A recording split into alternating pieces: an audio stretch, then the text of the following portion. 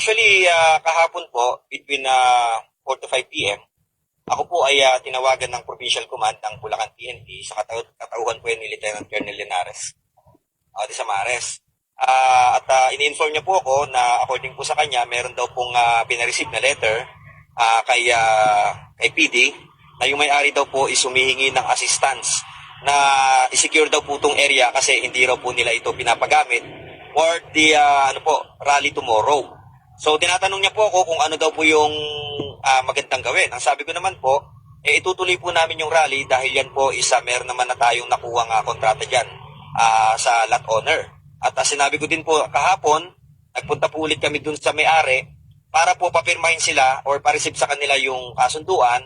At the same time, nagpa-receive nga din po tayo kahapon ng sa Office of the Mayor ng authority to use the property. So, sa pagitan po ng alas 4 hanggang alas 5, 3 beses po akong tinawagan at pilit pong pinapaalala sa akin, nire-remind po ko na gagalaw po sila at aakto po sila na base doon sa request.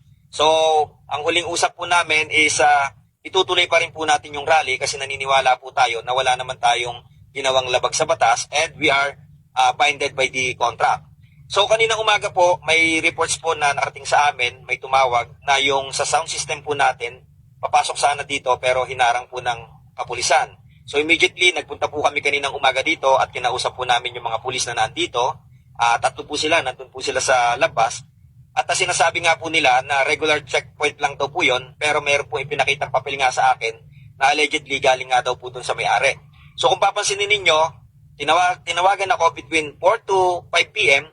Pero po, ang napansin namin dun sa sulat na galing daw doon sa may-ari na nagre-request po ng assistance na wag ituloy yung rally is na-receive po nila ng 7:40.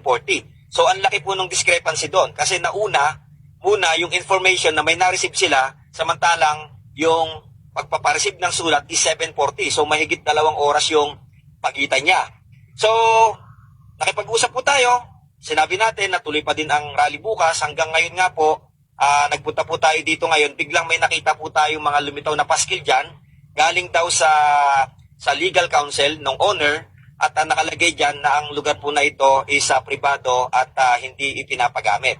So kaya po nandito tayo ngayon mga kasama para po ipagpatuloy yung atin pong rally bukas. So magkakaroon po tayo ng symbolic ceremony ngayong hapon na to, ngayong gabi na to. Kasama po ang ating mga conveners at iba pang mga kasamahan.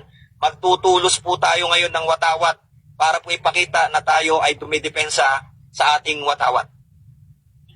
Parang masasabi mo sa ginagawa pang ibig sa may na dapat basta dapat nakasanap na stage strong. Nagtataka lang kami talaga itong nangyayaring ito na panggigipit na ginagawa dito sa Maisog Rally. Dahil alam naman natin na ito ay peaceful rally at kakaiba talaga ang rally na ginagawa natin. Kahit sa ang lugar ay ating nakikita yung matahimik, nagdarasal at pati yung lugar ay iniiwan ho natin na maayos at malinis. Ito'y kakaiba sa mga rallying ginagawa katulad ng mga makakaliwang mga grupo. Pero bakit masyado ang panggigipit na ginagawa ng ating gobyerno? Hindi namin malaman kung sino man po itong mga taong ito na gumigipit dito rin sa ating mga LGUs at mga kapulisan. Naniniwala kami mga pulis dito na iipit lang talaga sila. At ginagawa lang nila itong kanilang tungkulin bilang mga tagapagpatupad ng kaayusan sa ating komunidad. So, nais lamang ho namin sabihin dito na itutuloy ho namin itong rally na ito. Ano man po ang mangyari, magkita-kita ho tayo bukas alas 5 dito sa Bustos, Barangay Poblasyon, Bustos, Bulacan. Maraming salamat po.